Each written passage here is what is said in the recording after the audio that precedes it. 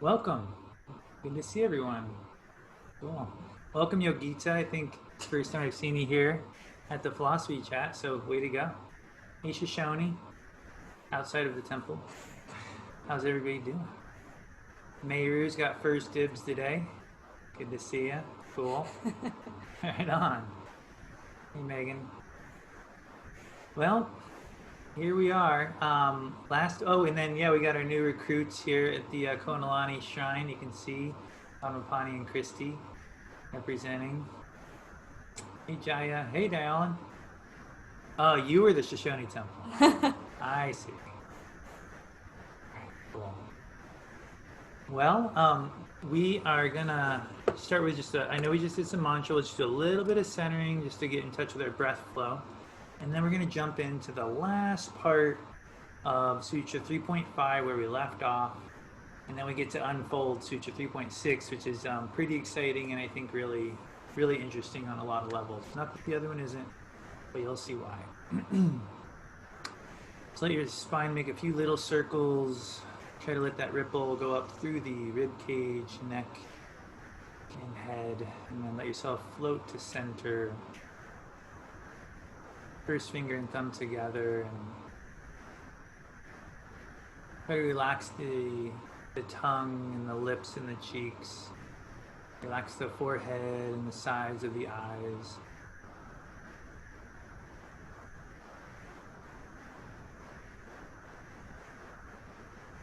And you can shift, your trajectory of your breath with that slight smile practice. And it's not even visible on the screen.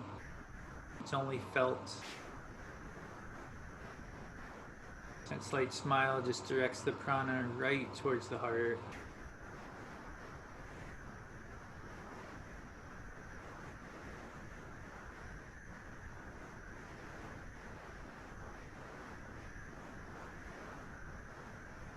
Just trying to awaken the space below the neck. Let that breath come down to the heart and unlock the intuition that's available, the intelligence of the heart, just by breathing into it.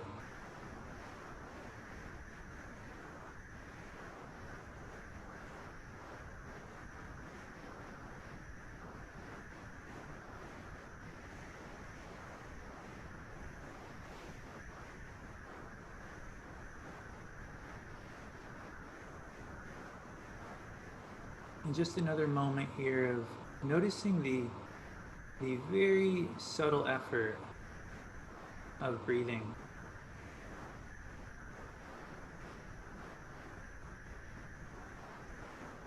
It's almost like the same effort as walking. It's almost imperceptible. It's pretty much automatic. And yet there is a layer of effort there.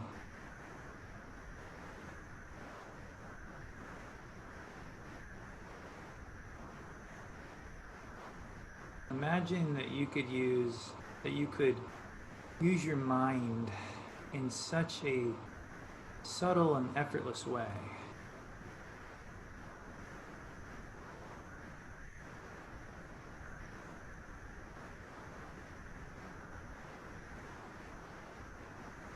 Almost like letting the words come to you.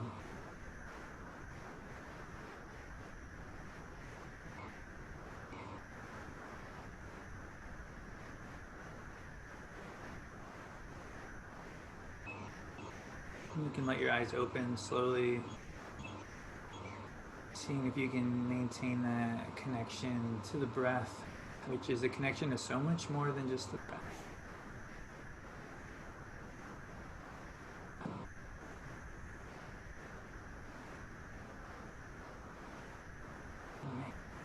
Well, let's jump in to the present sutra, and we are wrapping up the end of Sutra 3.5, which we just have I got 3 paragraphs highlighted that we're going to start with this yellow one. And in Sutra 3.5, quick recap without literally like a 10-second recap is... I see Yogita leaning in. So read. Just in case anyone hasn't done this before, you can go to speaker view and we'll be bigger. So just if it's hard to see the text, Top right corner. yeah. If you don't see, okay, great. If you didn't see that, that means you're in full screen mode. And anyway, all right, cool. So, quick recap: Sutra 3.5 was talking about a lot of powers that we can accrue as yogis. That at the end of the sutra, it tells us are a little bit distracting. Nonetheless, we found some of the exercises to be fun and beneficial, just for the sake of almost like stretching us in new ways. The end of the sutra starts to talk a little bit about the senses and getting beyond the senses, and then it comments on itself, and then we'll finish with this one. And so, reading in the yellow, um, Jaya, have you read in a while? Would you like to start us off? Cool. And quick tip for Zoom: if you can just hold the space bar and it unmutes you while you're holding it. That's a quick tip. But anyway, go for it, Jaya, in the yellow. Present Sutra. Oh wow, when I speak it disappears. Oh, that's a new one for me. Oh, you have to pin it, I guess. I have to pin what? Do I have to pin it? Maybe I have to. That would be great because you have to pin. You have to pin it. Satyam, you have to pin it. All right, I'll spotlight myself. Is that and that would do it? Okay. Yes. Okay. Great. Takes the village. To read a sentence, yeah, I know. In the Present Sutra, the words Bhuta Vitaktvani mean just to carry your awareness away from the gross element. How does this happen? It happens when one's consciousness is not influenced by the elementary field. About this subject, it is said in the Svachanda Tantra, when you subside the force of all the 5 gross elements up to the stage of Unmana, you become one with Shiva. Excellent, Jayan. Thanks for jumping in on those Sanskrit words. That's how you get better at them. Just so take a moment, a little bit of just glancing over that for anybody who, for different learning styles.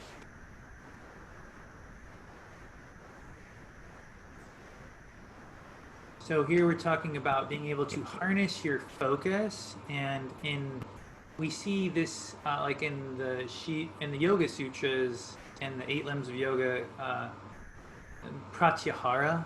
It's sort of the first stage of being able to meditate, is being able to restrain your senses from like distracting noises, or when there's an itch, that's your sense of touch distracting you, right?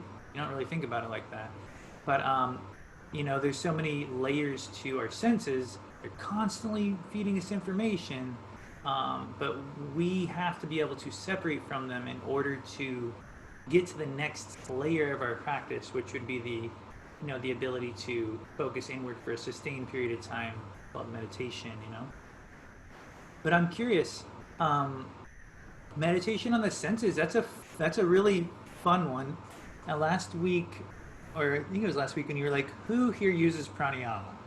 And I thought it was a really fun question. If you don't mind blasting out to gallery view so we can all see each other, because we don't have I think they can do it without me, but I don't think so. Okay, I canceled my spotlight video.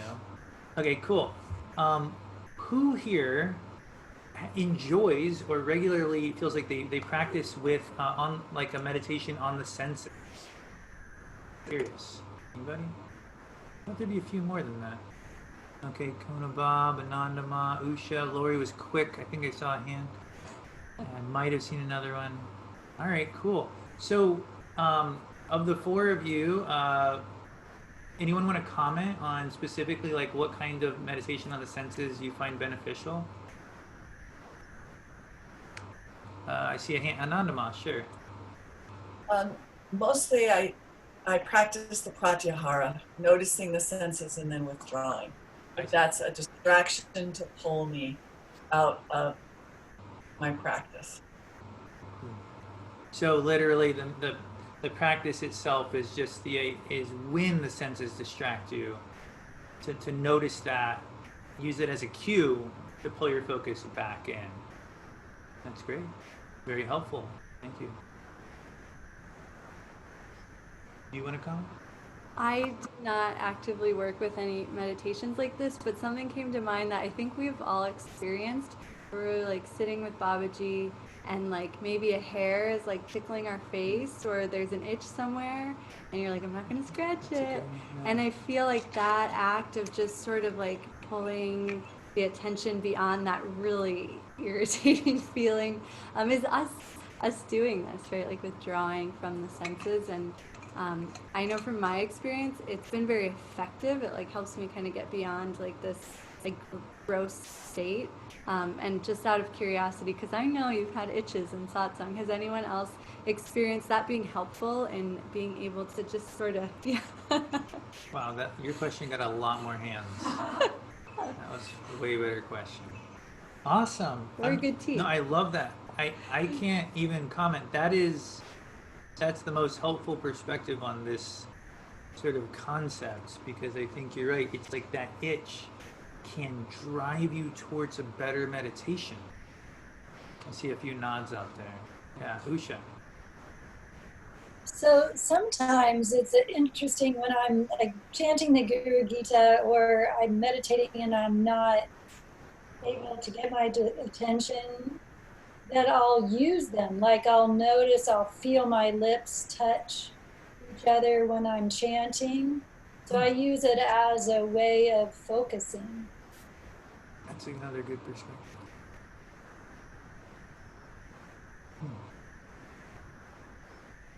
Yeah, like when we're doing movie yoga, like when you're trying to keep a meditative focus while watching a movie, like feeling your seat is a way to help you detach from the drama on the screen.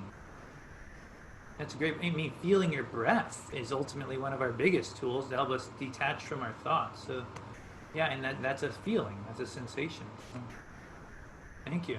Very insightful. Christy, did you want to add? Okay, hold on. So, Christy, you're going to talk with your mic. That means I need to mute. Go ahead. We have a fun. Okay, great. We have a fun sound thing going on here.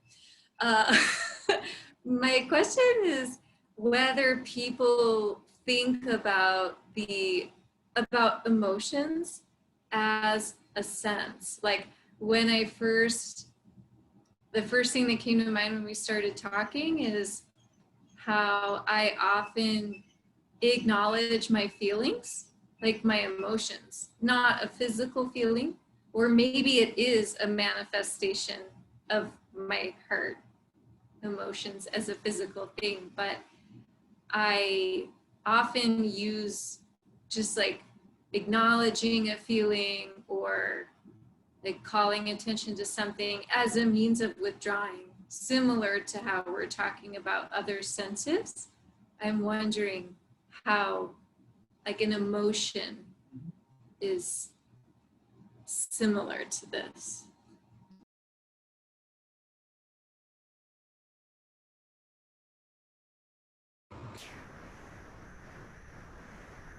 Well, I know that in the sutras leading up to this moment, I apologize if there was a hand that went up. If anybody wants to jump in on this, please. I know in the sutras leading up to this, I feel like something I've been learning is that it always tends to describe, it always throws the senses in with thinking in the mind. Every time it's like the organs of the senses, and it says and the intellect, or the organs of the senses in the mind, it always like groups them like a lot. So that's where I would say, yeah, it's a very similar. It's just a subtler itch. It's a subtler sensation. And I think when we think of emotions, we often think of it as affecting us like a physical thing would. Yeah. Yeah, and in case you didn't hear it, she said almost as if it's not as localized. Yeah, that's a great way to put it.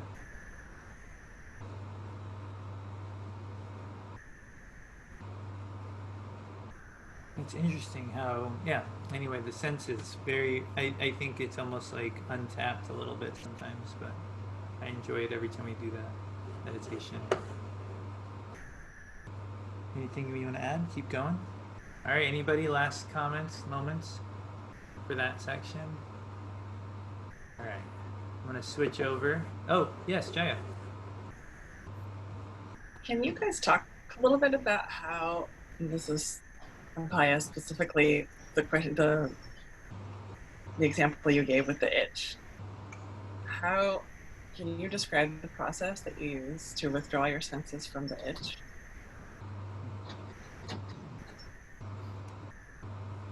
Yeah, I think it was directed you. Cool. Yeah. I feel like the first step for me is the breath, where it's like I feel the itch, and it's almost like as you feel it, it wants to make you smaller, right? It like wants to draw you in. So it's like my whole existence is itch, you know? And then just consciously using my breath to create a little bit of space where I'm still feeling the itch and it's still really annoying, but then there starts to be this distinction of like, oh, okay, I'm not this itch, right? So it's just like this withdrawing, as we're talking about in the sutra. And something that personally helps me, and I don't know if anybody else does this, but is sometimes I even like talk to myself a little bit where I'm like, I'm not this body, like this is not, you know, and that kind of gives me just like a little rocket ship of like, you know, like, oh, I don't have to feel so small and so limited. So, you know, it starts with the breath, and then I guess that talking to myself is almost like the wish to experience something more expansive than such a limited, mundane thing.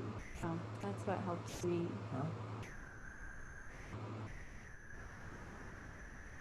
Anyone else have want to describe their? Yeah, sure, Bob.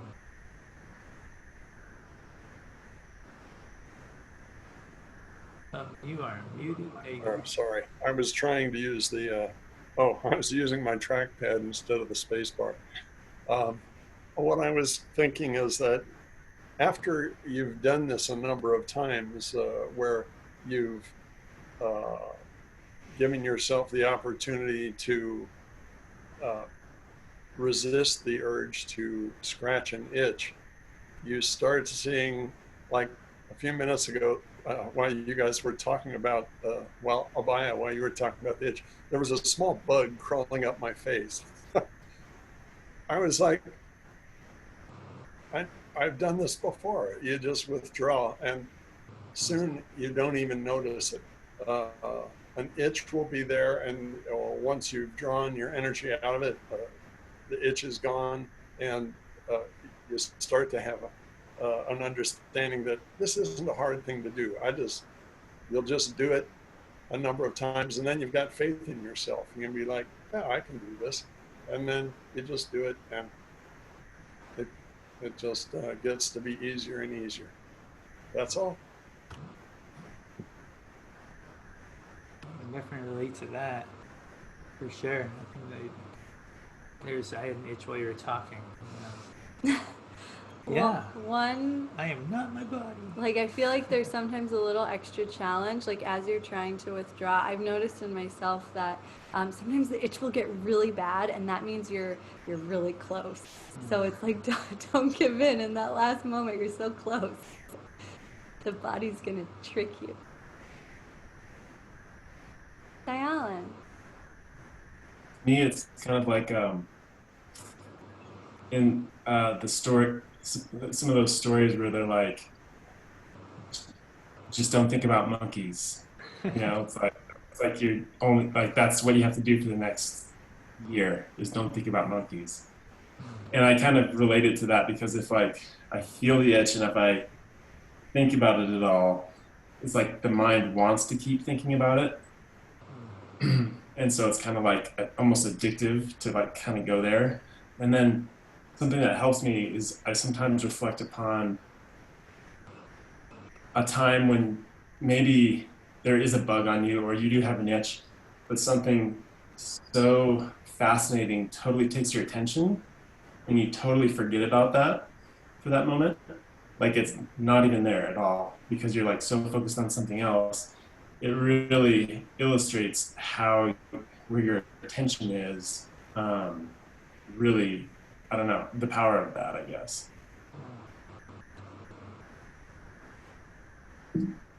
I really like that you sort of found that moment. I feel like I've experienced that and never like really put it into words. That those moments when you realize, oh my God, my whole reality is really defined by my attention and awareness. Like you're just like, whoa, like, oh my God, like it just there's just these moments when it dawns on you how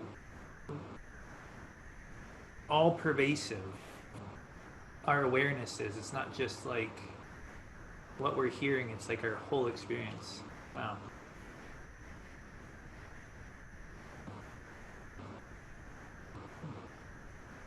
Radharani, how's it going? Have you started school yet? Yeah, we're in our second week of online school. Online music. Yeah. So I was thinking, I use the breath a lot to kind of try to get my mind off that sense that might be calling me. And thinking about that, I remember that earlier, like a couple of paragraphs above the one that we read, it says just that. It says to actually breathe in your navel, pretty much. So it's a comment and a question. So are they telling us there that that's the way? It's like a couple paragraphs above the one that we just read. Mm-hmm. Right, yeah. It's sort of like where we ended our last class when I totally. Yeah, It says direct your it's, consciousness to the center of the navel and also direct your mind to that center, carrying it away from the organs of the senses. Yeah, I definitely think that would be recommend. That sounds like a very clear recommendation from the sutras about how to not scratch your itch. I found it interesting that it said direct your consciousness. I feel bad I'm reading it, and if you're not like that kind of learner, you're like, can you just show me the thing? It's over here in the. I don't think. Yeah, you can see my cursor. Yeah. It says direct your consciousness to the center of the navel, and then it says also direct your mind to that center. So in case you're wondering, they're separate, and you can direct both of them. That's yeah. So carrying it away from the organs of the senses, and that's where it always also usually says organs of the intellect. They usually group them together, calling them all organs.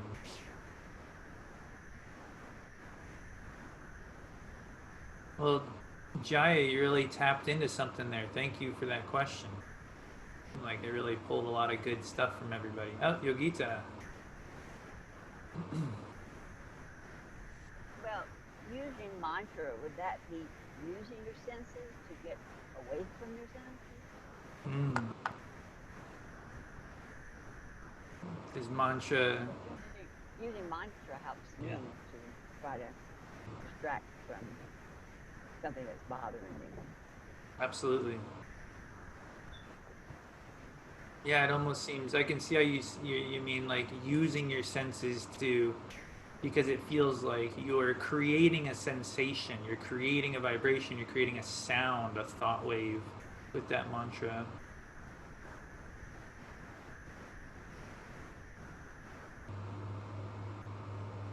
In a way, it's like if your mantra wasn't, if you were just repeating the mantra like a parrot, in a way you could say you're just creating more sensations, and it wouldn't actually be effectively uniting you, as it's saying here, beyond the senses. But if you were really repeating that mantra from the center of your heart, or really trying to feel beyond the vibrations, then I would say that would be the effective way of using it in that setting. But just being like Om Namah Shivaya, Om Namah Shivaya, Om Namah Shivaya, Om, like we've all been there. Like you're just actually creating more sensations, it seems like, in that state.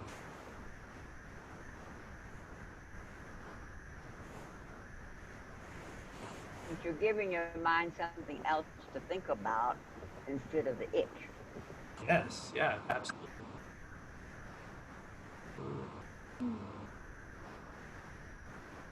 Did I see a hand, Dharma?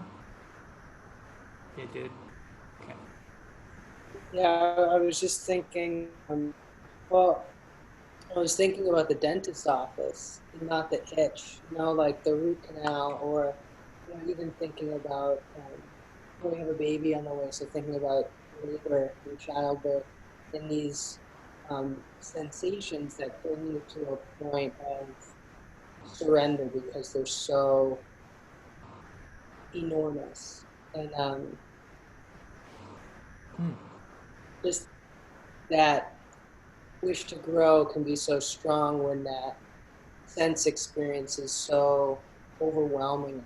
So just sort of playing with that idea of the other side of the pitch, just that really sharp, acute sense of sensation. Like when Babaji says that, like, when he had a kidney stone, it like forced him to like separate so much from his sensations because the pain was so intense. Like it actually, I don't know, am I interpreting it right? That it forced him to like separate his body, where in that case, like an intense sensation can actually force you to. But that's because he had that wish to grow and used it as an impetus to propel him. Whereas others who might not have that wish would just, as it said in the last sutra, that sensation could drive them deeper and deeper into the field of ignorance, or the field of that sensation. Because if you remember from a couple of sutras ago, it said all of the sensation, like the organs of the mind and intellect and the body, all of them can lead you towards God if you're basically working, or all of them can lead you away from God if you're not working. Like the sensations themselves can become, the way I interpreted it was like they're your fuel. The fuel can either drive you towards growth, or the fuel can drive you around town of samsara. Yeah, sensations are just fuel.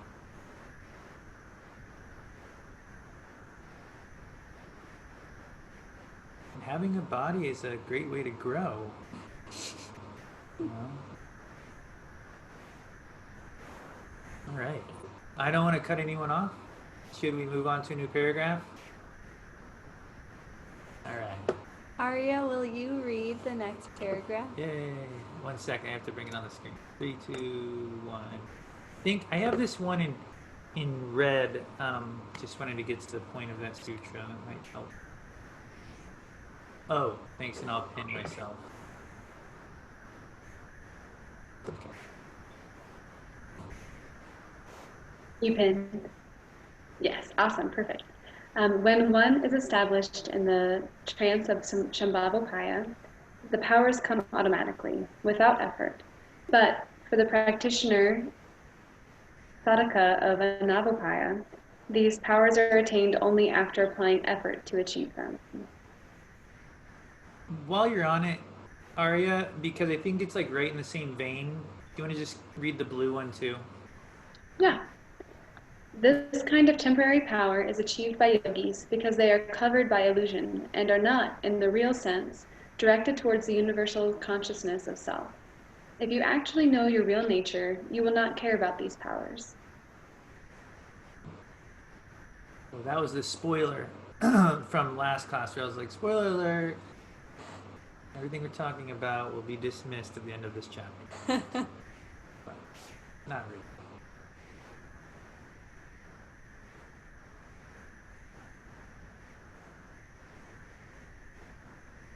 This concept of being covered by illusion is picked up immediately by the next sutra. So we'll look at that in just a moment, that last aspect.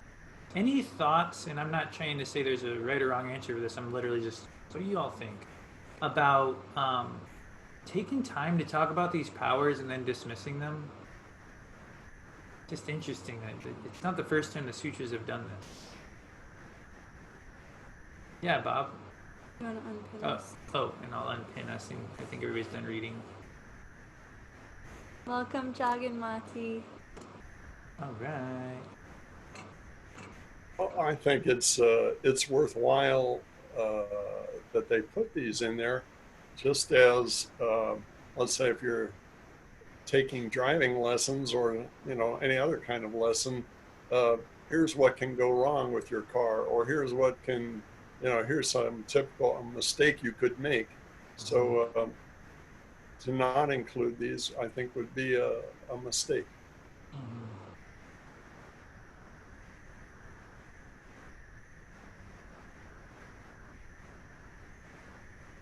Yeah, it's almost like if you were practicing in this way and having great results, you might have this sense of like, I got it. I know what to Yeah, do. I mean, yeah, totally. So it's almost like, okay, good job, but like don't get attached to that method. There, like keep going. There's more.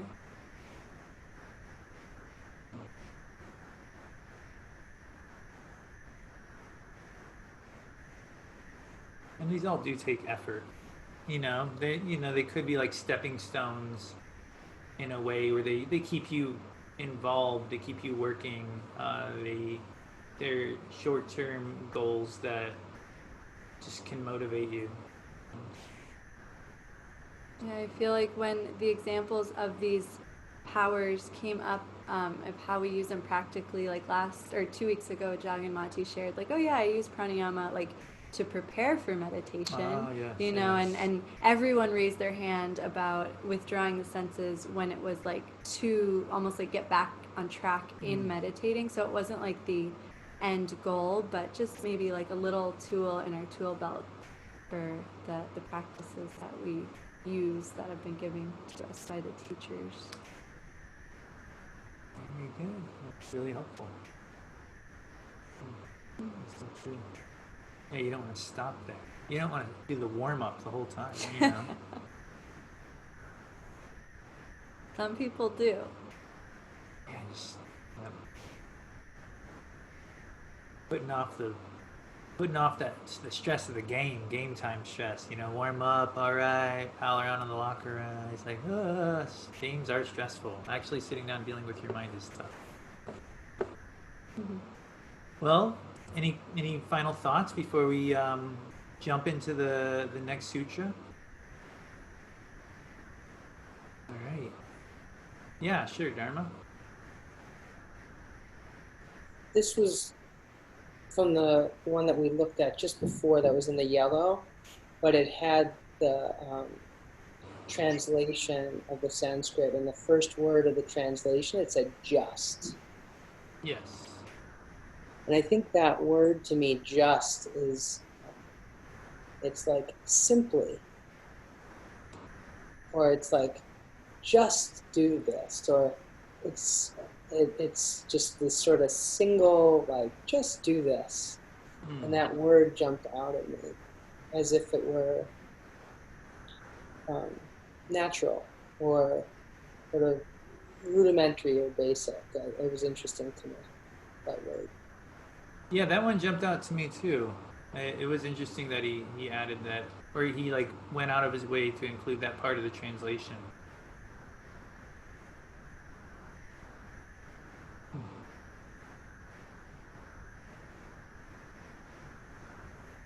Well, is it just as in simple or just as in like single point, like only?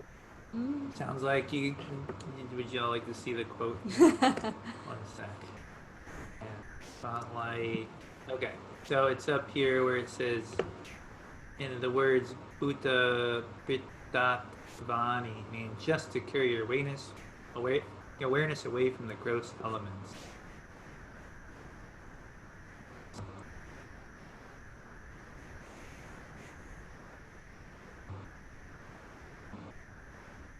It could be a translation as in as a means to.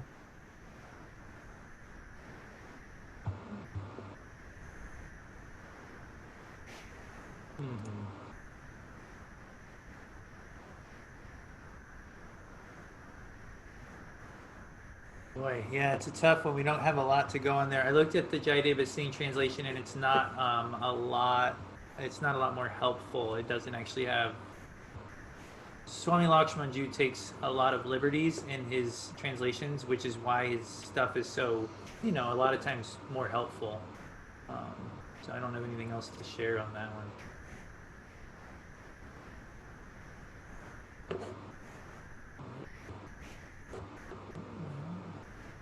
All right. Well, let's take a look at. I'm calling someone. You're good at that. Let's take a look at 2.6. Let's try to say the Sanskrit together. It's quite a long word. Here we go. Just break it up.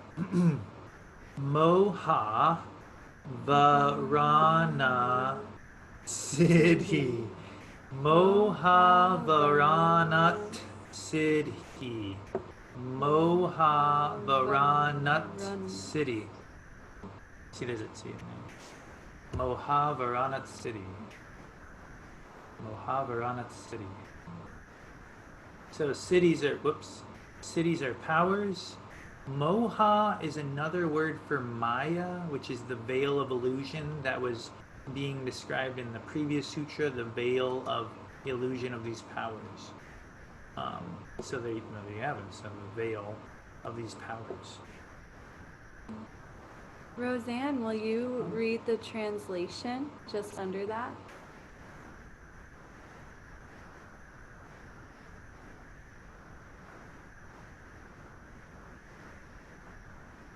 I'm sorry, I can't see it. Okay. I can't do it. I'm Okay. sorry. Yeah, that's fine. In the future, if you needed to, I think maybe you're in full screen mode or something. And well, anyway, I'm on an iPad, so I can't adjust it. It's okay. I mean, I'll help her with it another time. Thank you. Just read it. Sure. These powers are brought into existence when a yogi's consciousness is covered by the energy of illusion, Maya.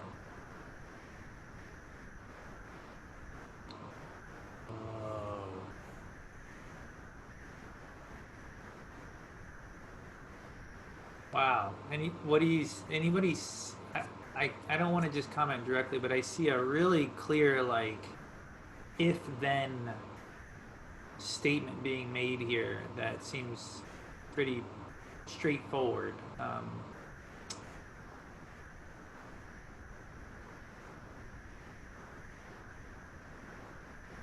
What do y'all see in that? Anyone want to comment on whether it's just seeing initially what it putting out there right away? It's if this, then what?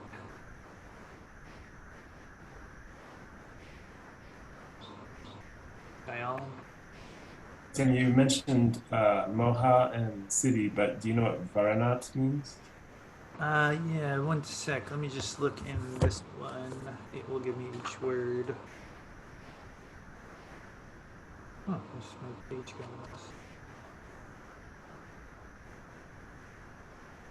going. Well, it looks like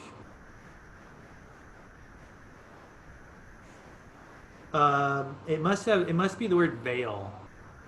It must be like some larger concept because it's translated as or it could be due to. It says due to a veil of ignorance. So moha is also Maya, which we would know as the veil of ignorance.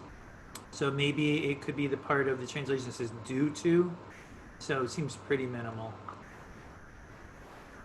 I just read something that we didn't read together that kind of helped me start to have a sense of the green. And it's, can you guys see the text right now? Just before the blue, it's talking about the powers and how they're achieved. And it says, powers are attained and one attains mastery over the elementary field.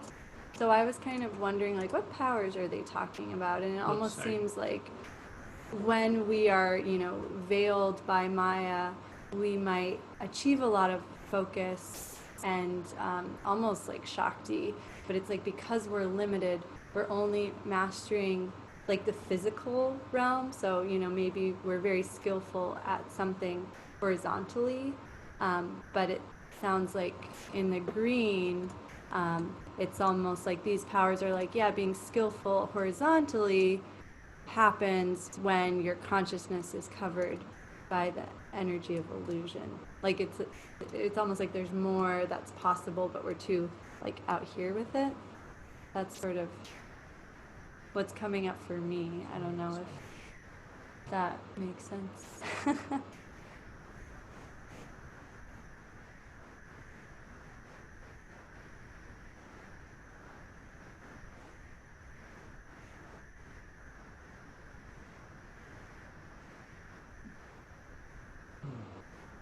Yeah, Gita. Well, I am wondering if when they're talking about the powers of Pratihara, Dharana, Dhyana, Samadhi, that those are they are steps, but they're not the real thing of merging with pure consciousness. And so it is an illusion. I can often pat myself on the back when I have one-pointed concentration, but that's really, I don't think that's emerging with pure consciousness.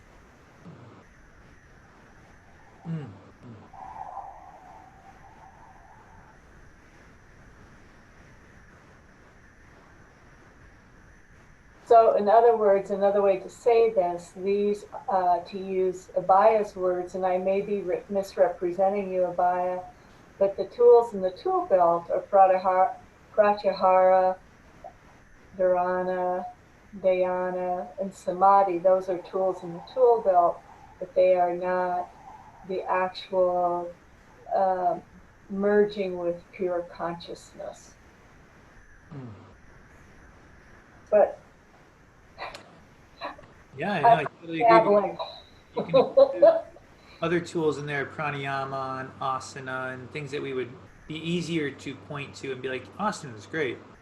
There's a lot more after that. Don't stop there. Pranayama is great. Don't stop there. Megan, you want to jump in on this?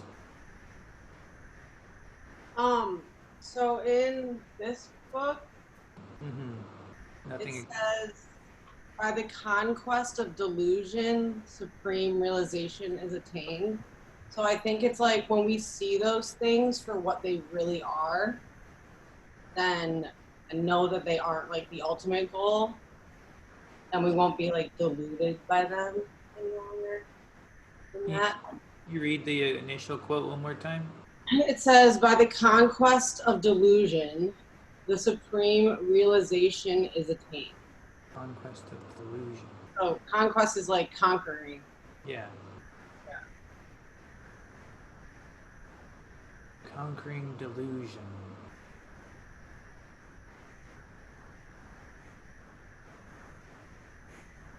Gotta hand it to Megan. This is, I feel like the first time we've gotten into the third translation.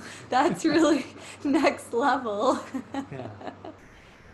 And that's Muktananda's book, just in case anyone hasn't seen that book before. It's really great. Go ahead. Christy, you want to say something? Oh, wait, we gotta. I know.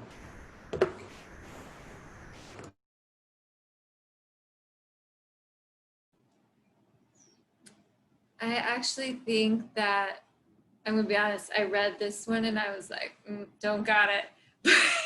But that was really helpful, that translation, because I was confused about the existence of the powers. I was like, well, the thing itself is there regardless. Like, we have the tool, so like, when is it becoming a power versus not a power? And why I liked that translation, which is funny, again, the double negative. I really like that double negative. But what came is that the tool can either take you to the goal or to something else that is an illusion. And now I'm seeing it as the veil is showing you something that is not there.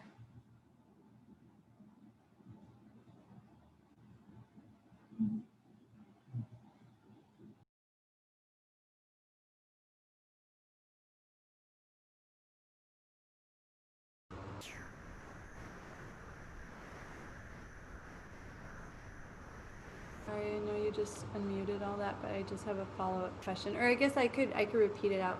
What do you mean by the veil is showing you something that's not there? And oh yeah, okay, sorry. So yeah, the veil is showing you something that's not there. The notion of a power seems like a notion of separateness is what came to me. And the veil is obstructing your view of the self and like showing you something separate or giving you an illusion of separateness. And that in our heart, like we don't have that notion of separateness. Yeah.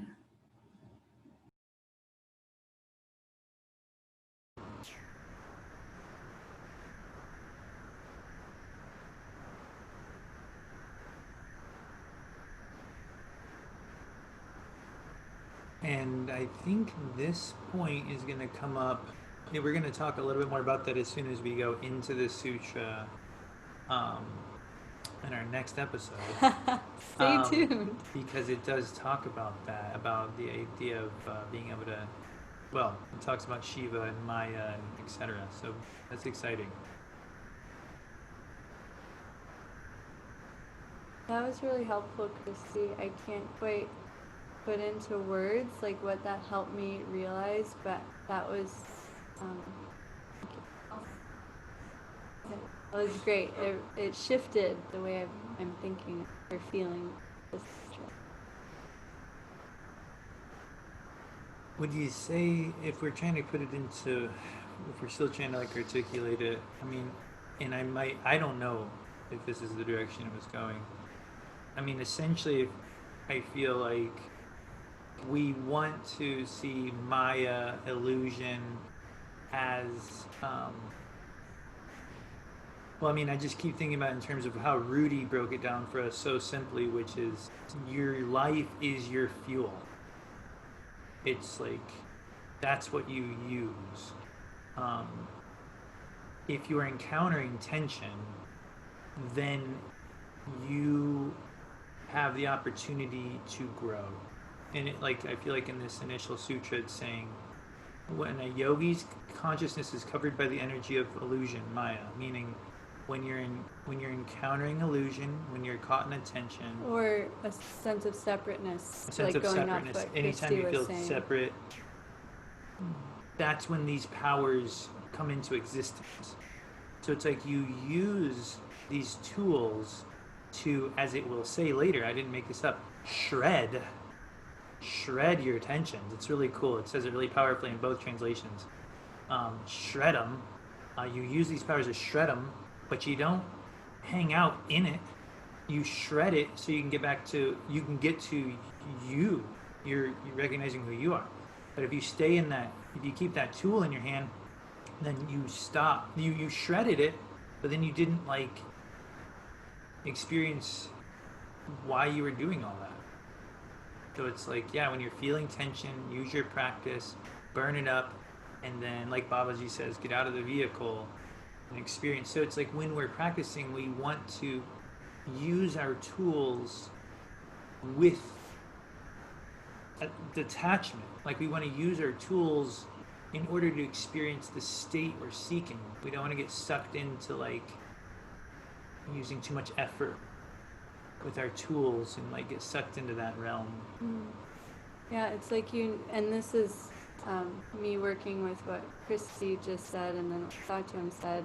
It's like the tools are useful if you're in a state of duality, right? But it's like if you can shred that separation or arrive at the goal, like you don't need the car anymore. You don't need the tools. You're just in it. And I think it takes so much work to shred this stuff, but by the time you're done with it, sometimes people get lost and they just can't stop. They just think like, that's how I grow, that's how I grow. I've experienced that with like pranayama. You know, like you use a pranayama to meditate, but then it's like you can't let go of it. Jaganmati? I forgot how to unmute for a second, sorry. It just reminds me of like how Babaji's always saying, relax, like stop trying so hard. Like when people are like, and I did the double breath and I like kept doing it and doing it and doing it. And you know, he's like, you don't need to practice more and harder and all day. Just like let that go. Thanks, Jaganmati. That's just so. And Babaji always says it's so much simpler, so much better. Thank you. That is so great. It's true. Just wow. That's what he's talking about. Sutra 3.5. Dial in. The other thing that it makes me think of is the story that comes to mind is the story of how the Buddha became enlightened, how Gautama became the Buddha. And it talks about how all these things paraded in front of him. And and the way they, I think, put it is like the demons and the Davic realm and all this stuff. But to me, that's kind of like all your desires arise in your pursuit of enlightenment, but also all these like tempting things arise. And you know, they say like there's also scriptures that talk about, or teachers that talk about, like if you go to the Davic realm, you can spend 1,000 years as a deity, but then your good karma runs out and you're just back to where you were before. And to me, it's kind of like it's something that can create itself in front of your awareness, and it can be something that you could easily live that live that. But even if you're a deity, it's still this separateness, like people were kind of alluding to before. Yeah. It's a fun story, and that's a fun metaphor, because I think that is a often confusing concept in yoga, where like the deities are often treated like just a normal practitioner, like they can just, like in the Gita, it's always saying like these things have deluded even the Gandharvas, and you know, it talks about these deities that got deluded by the mechanics of their practice. Maybe that was the sutras. Well, we were going to take a little time to meditate at the end. I think this is a great moment. Let's just jump right in. It should be sort of right there as soon as you switch your attention. It's probably just waiting for you, this state that you've been cultivating through contemplation.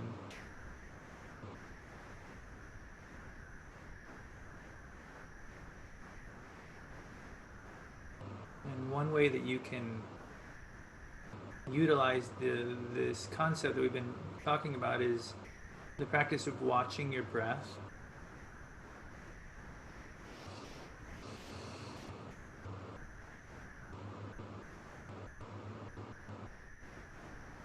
When you're watching your breath, you have to use a little bit of effort, you know, the most minimal amount of effort to smooth the breath out. And of course, at that point, we can bring the mantra Ham to the inhale, Sa to the exhale. And so here we're using minimal physical and mental effort to really be in the breath flow. So we're using our tools very lightly.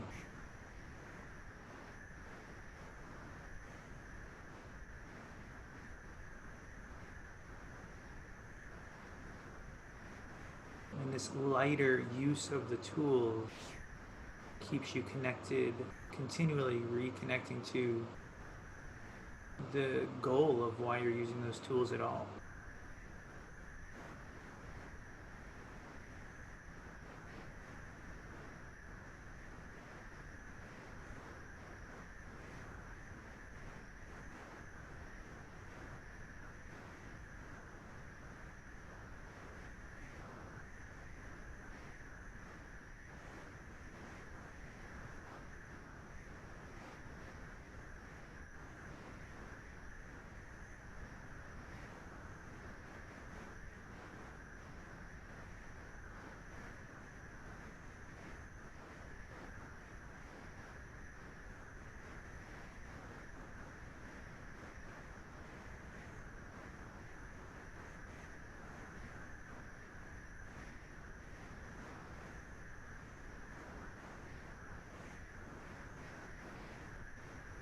the question becomes, at what point can you release the tool, that minimal effort, and still feel your breath?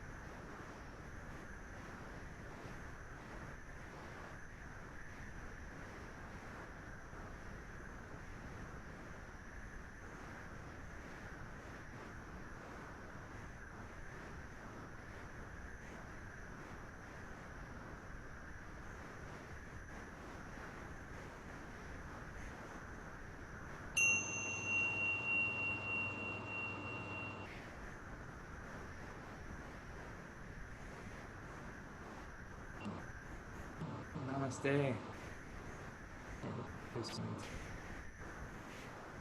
Thanks, everybody. And Jaya, I got your email about the different texts, and I thought that might be helpful for everybody. I know some newer people have been joining, so we have a PDF version of this translation by Jai Davis Singh that we can. What's the best way to post it? Yeah, if you email us, we can get it to you. I'll just send you a copy. And then the one that he has longer arms. This one you have to buy, but it's super cool to have it as an ebook. There is an ebook, and that's the one that we were going through today. It's just a little bit Lakshmanju, easier to digest. Shiva Sutras. And then Megan, will you hold up your Muktananda book?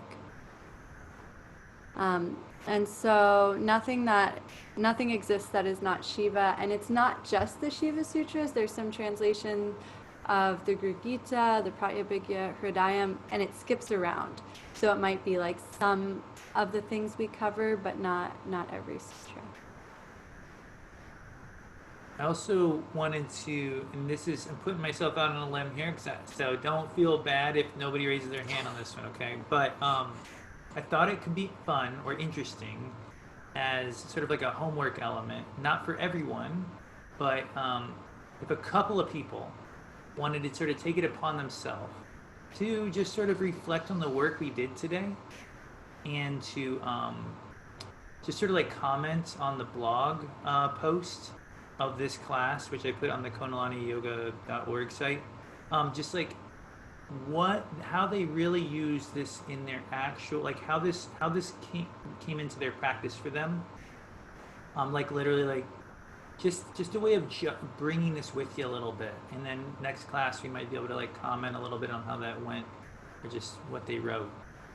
Does anyone feel like, and again, don't feel bad if no one wants to do it, Does anyone want to volunteer to like, I'm going to carry this with me for a few days right now and then write a little post on a blog? Okay. That's what I thought. All right. So we will never mention this. And I see you. have a question. I don't know how to write it on the blog. Oh, yes. I mean, well, that's okay. Well, it seems like this probably wouldn't be something we do a lot. So maybe we'll just let this one go. Feel free, Yeah. Yogita, if you have an experience that you want to share, Yeah. you can email. That's true. You can email us and we'll bring it in. Yeah, we could bring it up at the next class.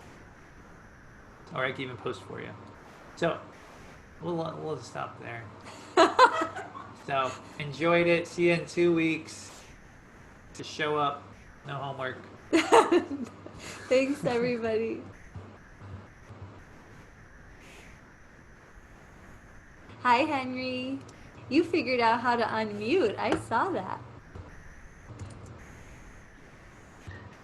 Hey, Satyam, I had a question for you. And you mentioned the book that Babaji is reading about Ganesh a few weeks ago. What is that book? What's the name of that book? Yeah, it's called Loving Ganesha. Loving Ganesha. Oh, wow. Jaya. Jaya. Yeah. Wow, 10 that's points. crazy. Yeah, it's a really, it's Oh, not, so lovely. I've been reading it. Oh, so great. It's amazing. it's sort of like a little outside the realm of how we relate, to it's sort of like a really personal account of Ganesh, in the sense where like this individual Swami Subramuni Swami is like really intimate relationship with Ganesh. So it like it'll support you in your practice, but it's not like I don't quote from that text much because it's just a really personal kind of account that it's not like the sutras or anyway, but it's really fun. I'm reading it. Yeah, I'm into Ganesh now, so I was like, I don't read that book. No, that's exactly what it's for, is to connect to Ganesh. Yeah. Can I ask you another quick question? Sure, and I see. So what's the relationship between Lakshman Yu and Singh? Jayadeva Singh was Lakshman Ju's student. Okay. Yeah. And something that helped me a little bit is the Lakshman Ju book is like transcribed from him speaking. So that's why it's just a little more readable and casual. And then Jayadeva Singh like wrote the book later, his text. So they have that different feeling. Oh, good question. Okay, thank you. Take care, everybody. Thanks for sharing all your energy and wisdom. Yeah, it's huge. I love this class.